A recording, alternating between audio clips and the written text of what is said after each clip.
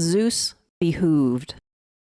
In the daydreams of Zeus, the common enemy surfaces, omnipresent and hip, wearing the skins of heroes. He's a vague monster detailing the failed safety of modern technology, alongside the sin of presumption, impatiently explaining how small-minded death undermines the origin of evil and the subtle notes of grace played on the lyre of tragic purification, all the while humming pop songs whose C-sections are composed of meaningless deeds and domestic disturbances. Orpheus in Austin. Indulging an appetite for musical debris, cluttering the desk in a dismal motel, an epic talent of grim clarity overwhelms the melancholy radio with pointillist tones, guilting the profound fragmentation of ostentatious cadence. Virtuosity aside, his rhythm is a death rattle, his song a sure swift beheading of both beauty and nonsense. To Eurydice in Dallas. On your back, scanning the sky, looking for stars in their eyes, in the faces, in the dark, under streetlights. Smudges of ghosts lean against brick walls wet and asking why you fooled them one more time for a handful of melodies sown like seeds in a fallow field splattered with bluebonnets, crowned with cactus thorns and sweetest nectar, dripping down your mind, your strength, rises like incense thick, clouds obscuring the stars. You travel through this dark. You unclasp your garment, blow a stinging kiss to him who would question your choice, who would willfully ignore your desire to lie down with shadows. Revolt of Swans. A gust of whirling waltzes like snack cakes from Vienna, chocolate icing smears fingerprints across taffeta and lace, edging the wedding dress. The Herculean birds come, an armada sailing across the lake, black dominoes and blacker eyes, beaks wielded like ninja weapons in a Saturday night B-movie. The bride hails their arrival, recognizing fate's deft hand, launches the bouquet into the stratosphere, mounts the cob like Leda, announcing to the groom, the party's over. Athena's owl.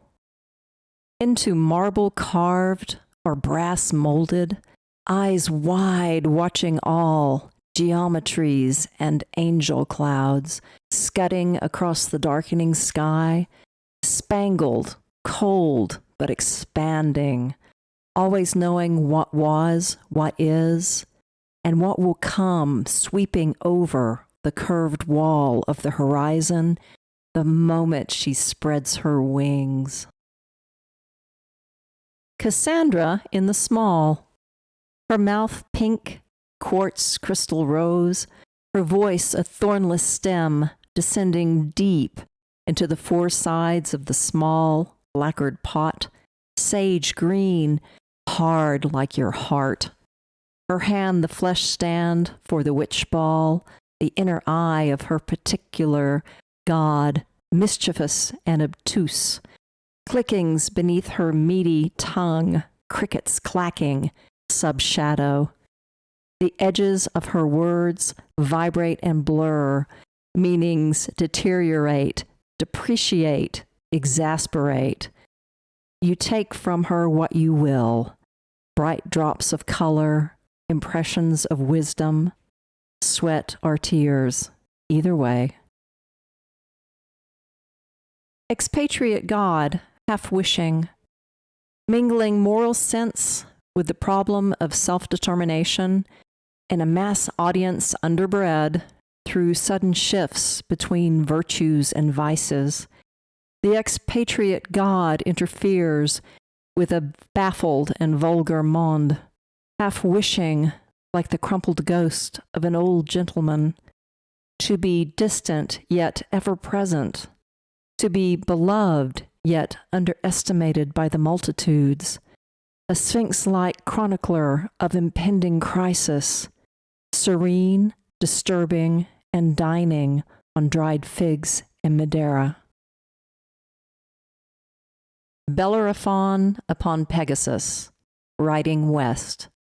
With the shadows, hand on your haunch, fingers tangled in your glistening mane, an unflagging pace on a long road, your trajectory is a single note rising inexorably from the throat of a marble statue.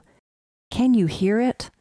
High and thin, your mother's call snaking through all the heavens above you and behind and beyond. You stamp your hoof and the mountain cracks. Lightning and thunder and a fountain springs to life. Oh, rest a while. Let me dismount and take a sip before I fall forever from your storied back, to wander lost and blind and lonely, and you disappear in translation into a lovely assembly of stars. Aphrodite rides the bus. She goes where she likes. Anywhere she goes, it rains, as she brings this weather with her. When the hydraulic doors bump and hiss, she steps through a curtain of falling water, so that her skin glistens, so that her hair tangles, so that her shapely feet become small splashing cymbals with each wet step. She arrives at your door, insinuates herself into your awareness, like most women slip into a pair of sheer stockings. She slides into your subconscious, down the spiral staircase of your soul, her hands inside yours, her limbs your inner scaffold. You shed your outer self, walk naked and unashamed through the crowded streets of your dreams.